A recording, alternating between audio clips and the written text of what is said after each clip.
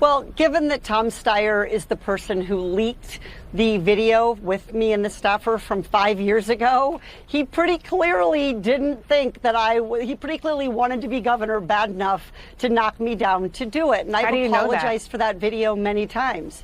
Because I am confident that is the case. I've been told by many people it's a Department of Energy video. It was only held by the Department of Energy, and people can follow the trail to who his campaign staffers are and understand what happened there. Get out of my fucking shot. I wanted to tell you that that's actually incorrect. It's not that it's electric vehicles. It's that if we don't meet the commitments under the Paris Climate Accord. Okay, it does. Okay, you also were in my shot before that. Stay out of my shot. California's governor's race just turned into a full-blown civil war. And it's not Democrats versus Republicans, it's Democrats versus Democrats. And they're doing it on live television for the whole country to watch. The real question isn't who's winning the fight. The real question is why they're fighting at all. Because when leaders stop fighting for the people and start fighting for themselves, it's never the politicians who pay the price. It's always regular people. So let's break this down in plain English and figure out what's actually going on. So Katie Porter went on CNN for what most people probably assumed was going to be a standard political interview. What happened instead was something you don't see very often. A candidate using a national news platform to publicly suggest that one of her own party members might get indicted for corruption before the election even happens. Let me give you the plain version of what she was actually talking about. So Javier Basera was the U.S. Secretary of Health and Human Services under Biden. Before that, he was California's Attorney General. He's one of the leading candidates in this governor's race right now, and the polls have him performing well. His 25-year chief of staff, someone who worked alongside him for 2.5 decades, pleaded guilty to stealing money from a dormant campaign account. That's already done. That plea already happened. But here's where it gets more complicated. 2 other people connected to the same case are currently negotiating their own plea deals with prosecutors. And when someone is negotiating a plea deal, part of what they're offering prosecutors is information. They might name other people. They might point fingers at someone higher up to reduce their own sentence. Porter's argument on CNN was simple. Those plea deals haven't been finalized yet. And if those people name Becerra as a co-conspirator, Javier Basera, he could be indicted. And if he gets indicted after he's already in the top 2, California Democrats would be stuck. Because under the state's primary rules, there's no write-in option to replace him. That's the substance of what she said. And taken purely on its own, it's not an insane thing to bring up. There is an active investigation. The plea deals are real. The risk she described is technically possible. But watch how she said it. And before we get into how she said it, I want you guys to actually check out the poll results so you don't just take my word for it. I want you guys to check it out right about now. The phrase is go for the gold, not go for the silver. But when it comes to the race for California governor, both phrases are key. For the Republican candidates, Chad Bianco and Steve Hilton, they are the only Republicans in this race. And if they can earn the most votes, first and second place, this June for the primary, a Republican will become California's next governor. But what about all of the Democrats running? In fact, 18 pages in your voter information guide. There are so many running that they are diluting the votes. They're fracturing the vote, pulling each other down so no one has a strong enough lead to be one of the top 2 vote getters, as you see with these numbers. Now, remember, as we talked about last night, we looked into California's top 2 primary system, which means the top 2 vote getters move on to the general election in November, no matter the party. So, yes, 2 Republicans could likely face off against each other in November, and all of those Democrats would be out. You may say, there's time. It's only May 5th, and the primary is June 2nd. But early voting is already open. It opened yesterday, so people are voting now if they choose to vote early. The latest poll from Evataris released yesterday puts Steve Hilton, Chad Bianco, the Republicans, and Democrat Javier Basera as the top vote getters right now. The rest of the Democrats. There you have it, family. So I want you guys, and as we'll get into it, I want you guys to really watch how she said it. She didn't say, here are the facts and here are my concerns. She framed it as a near certainty. She said Becerra cannot promise Californians he will not be named as a co-conspirator, quote unquote. She brought up Eric Swalwell, who dropped out of the same race after serious misconduct allegations, and drew a comparison between the two situations. And the CNN anchor had to step in and point out that the conduct was very different. One situation involved allegations of being a sexual predator. The other involves a corruption case where Becerra hasn't even been charged. Then Porter went further. She accused Tom Steyer, another Democrat in the race, of personally leaking a damaging video that I showed you guys in the first clip of her with her staffer from 5 years ago.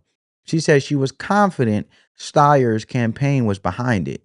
The CNN anchor ended the interview by telling her directly on air that there's no evidence to support that claim.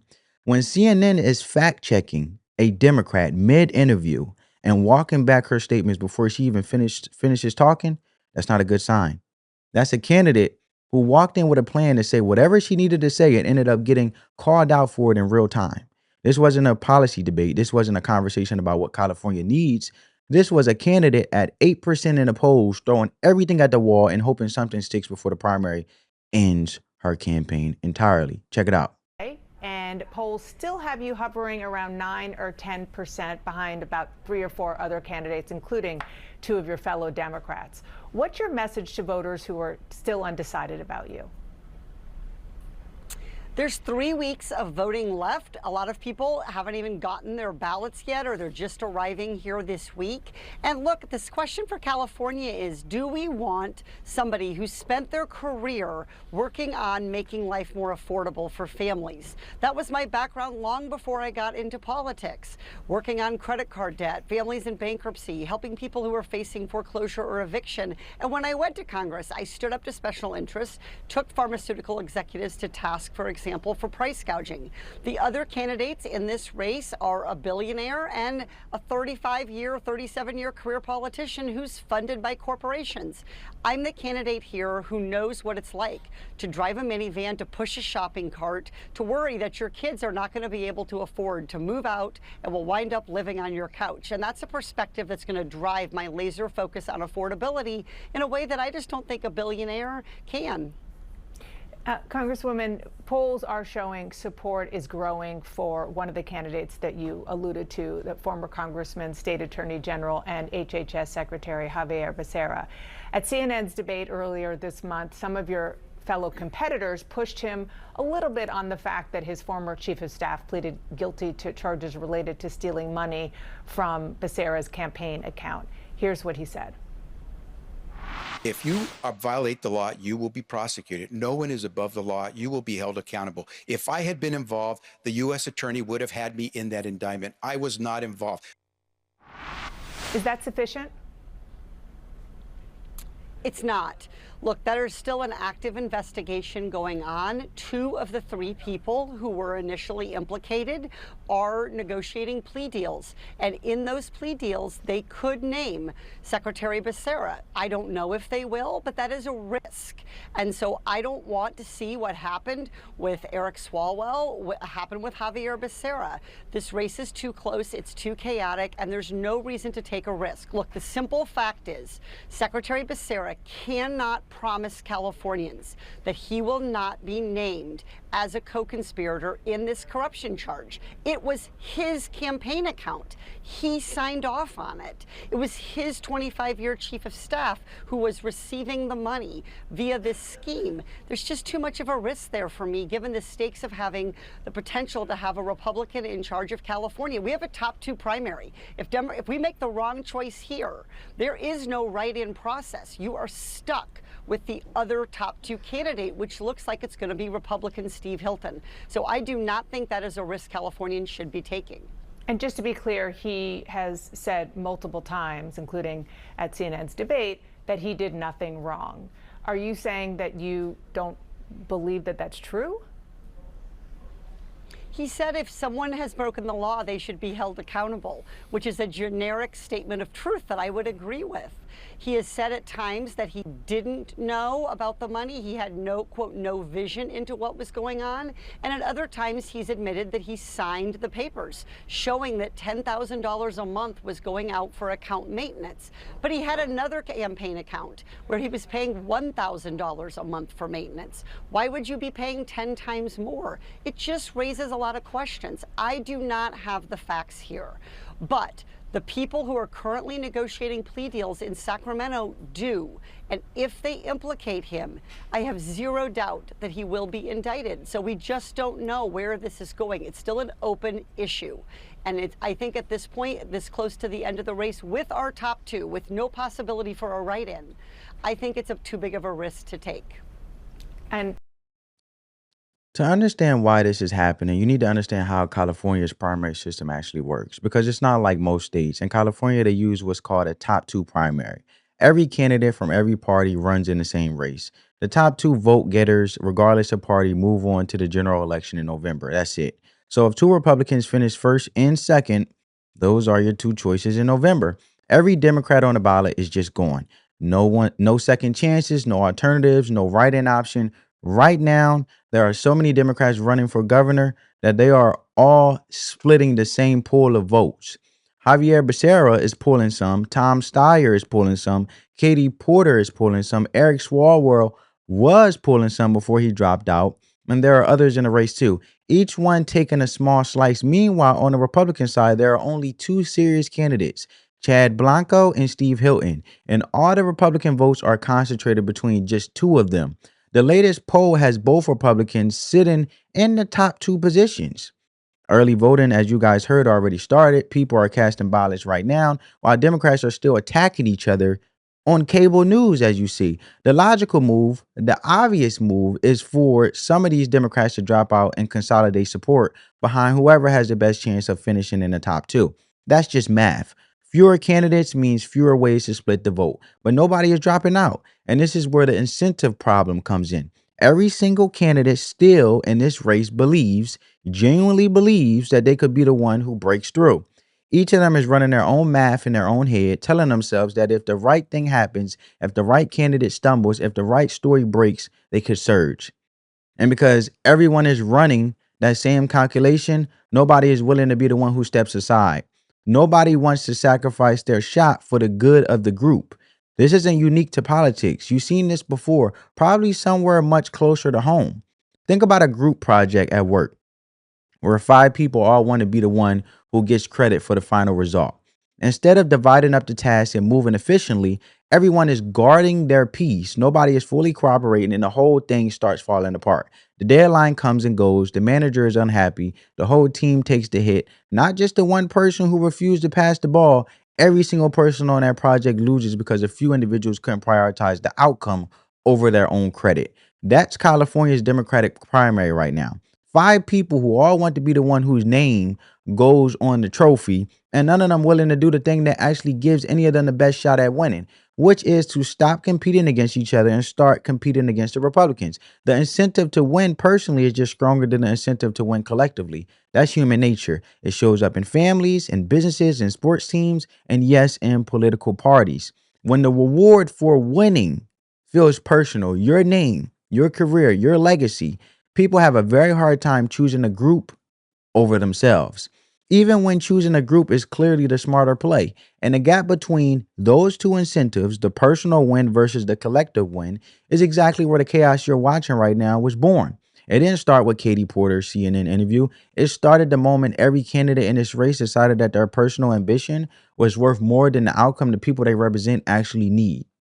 Here's something most people already know from their own life experience. You could tell almost everything you need to know about a person's character by watching how they act when things aren't going their way.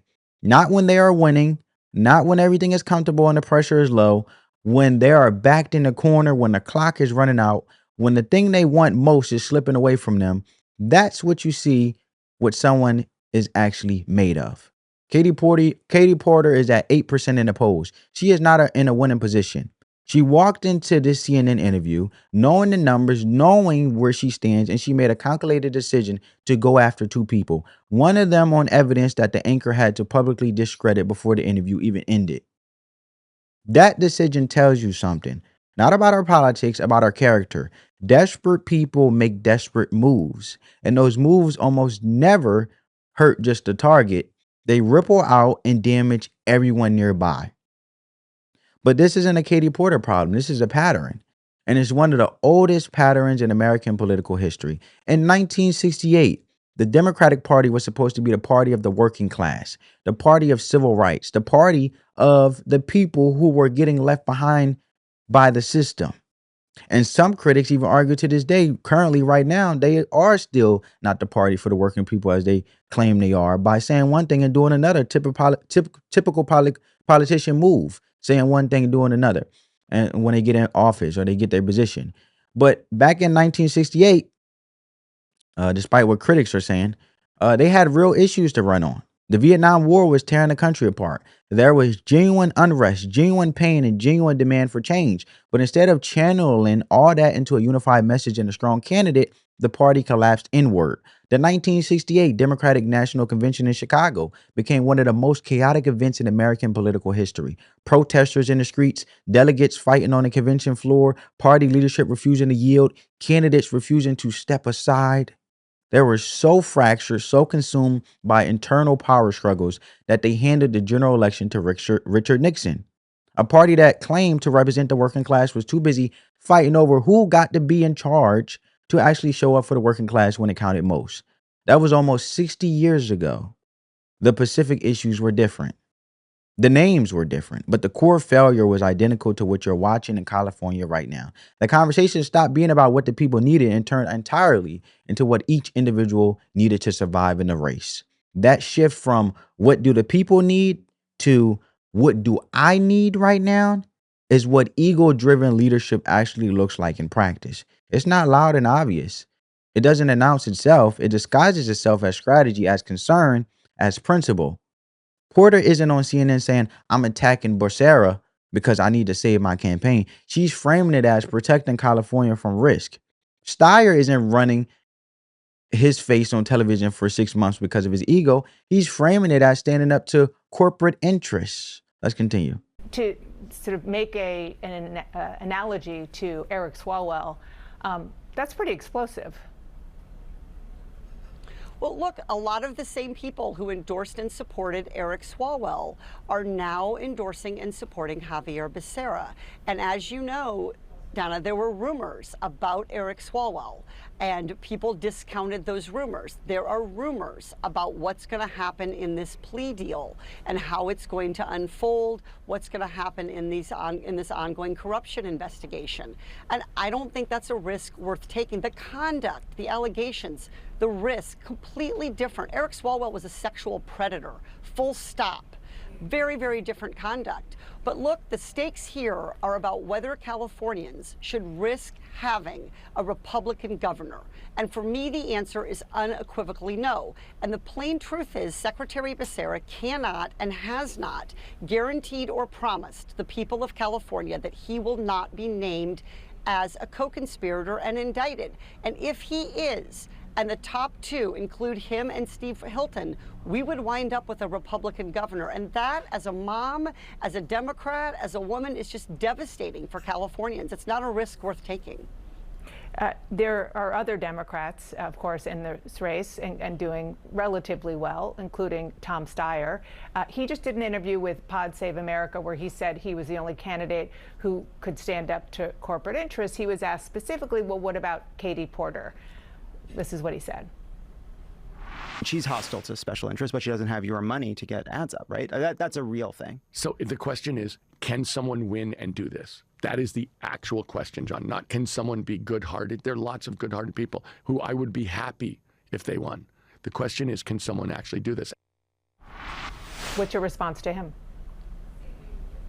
Well, given that Tom Steyer is the person who leaked the video with me and the staffer from 5 years ago, he pretty clearly didn't think that he pretty clearly wanted to be governor bad enough to knock me down to do it. And I've apologized for that video many times. Because I am confident that is the case. I've been told by many people it's a Department of Energy video. It was only held by the Department of Energy, and people can follow the trail to who his campaign staffers are and understand what happened there. And the truth is, look, Tom Steyer is a corporate special interest. He's made his billions off being beholden to corporations, making money off fossil fuel, oil, coal. He is, even in this race, taking corporate contributions. Even in this race, I am the only candidate who is not. So Tom Steyer is in this race for the same reason he was in the presidential. He's now spent $500 million trying to get elected. I have no problem with competition. If Tom Steyer wants to run, he should run. But to suggest that somehow he's in this because there's nobody else who will stand up to corporate special interests, or that he's not in this for his own ego, I think everybody who's seen his face plastered over TV for 6 months knows that's probably not the case. Congresswoman, thank you for coming on. I should note that we don't have evidence that Steyer leaked that video of you. If you have it, please bring it. And also, you said some pretty tough stuff about Javier Basera. If he wants to come back on the show, he is more than welcome. There you have it, family. The packaging always sounds noble, right? Because I left off with saying that Tom Steyer isn't running his face on television for 6 months because of his ego. He's framing it as standing up to corporate interests. The packaging sounds noble. The behavior underneath tells a different story. And here's the part that should matter most to anyone watching this who doesn't live in California and doesn't particularly care about this specific race. This pattern doesn't stay in Sacramento. It doesn't stay in Washington. It shows up in every institution, in school boards, in city councils, in corporate offices, and community organizations. Anytime you have people competing for limited power and no one willing to put the group ahead of themselves, the stakes change, the names change, the pattern doesn't. The people who pay for that pattern are never the ones running the race.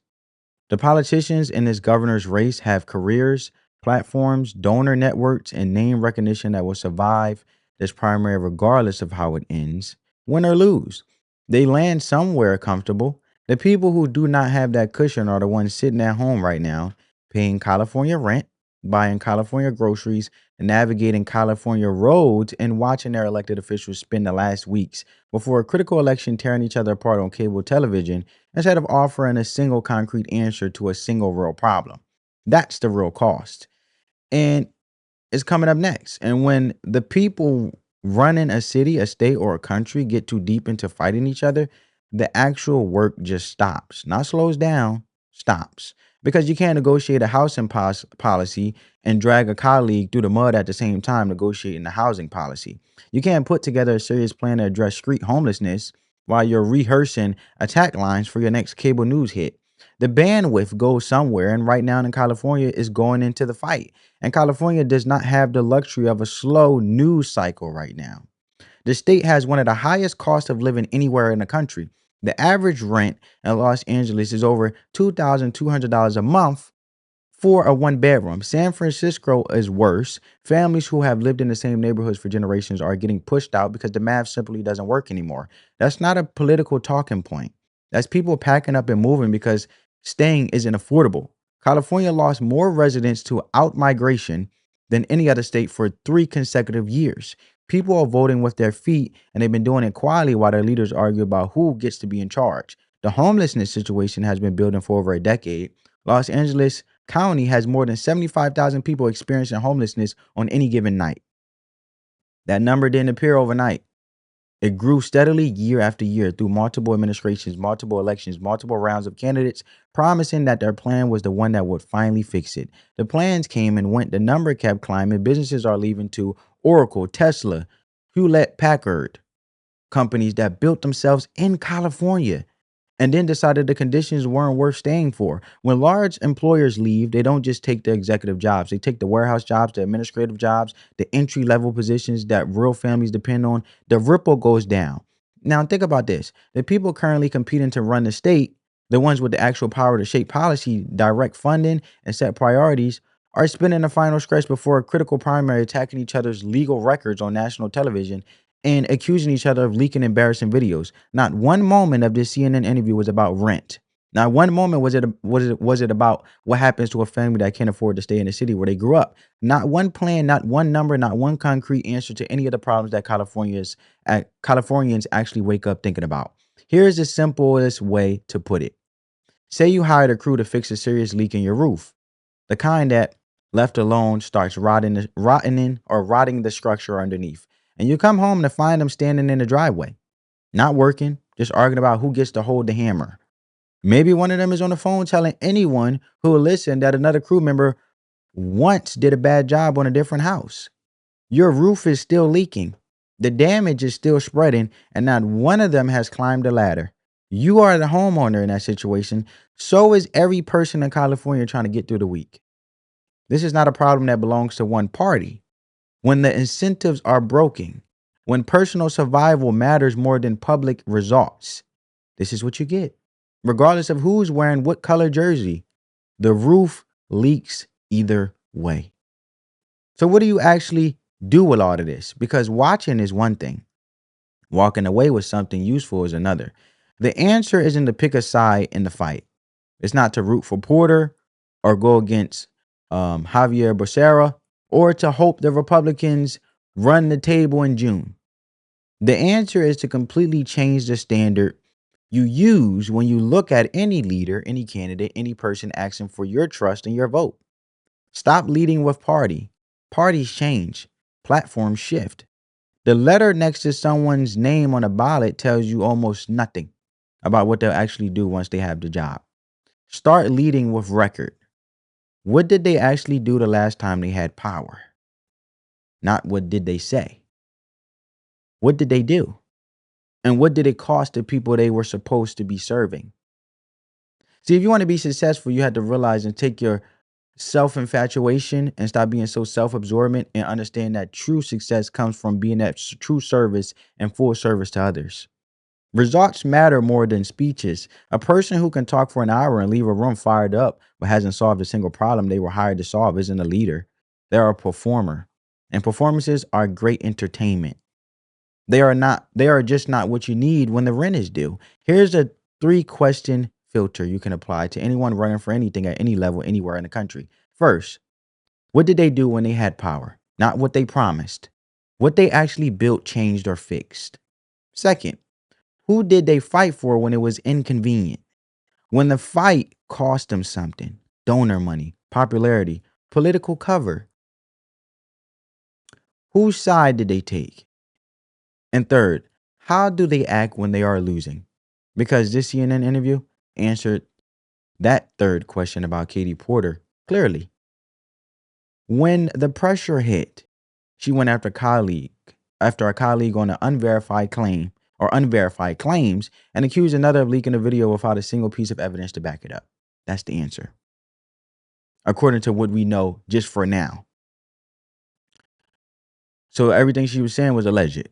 You don't need to wait for a scandal to know how someone will handle pressure, is my point.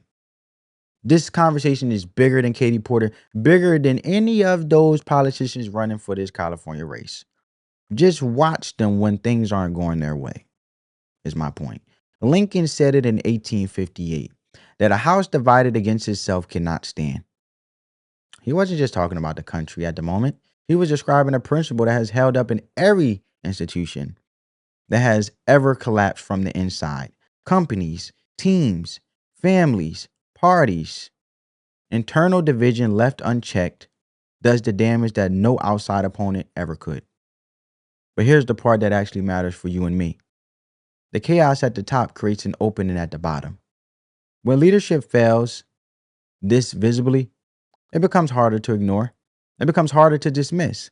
And that moment, when people stop shrugging and start paying attention, is exactly when citizens have the most leverage to demand something better from the next wave of people who want their vote.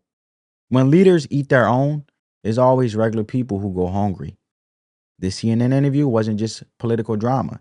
It was a live demonstration of personal ambition overriding public service, playing out in real time. Take those 3 questions with you. What did they do with power? Who did they fight for when it cost them? And how do they act when they're losing? Because I always like to lead with a positive solution. I can sit here and have commentary and speak objective as possible.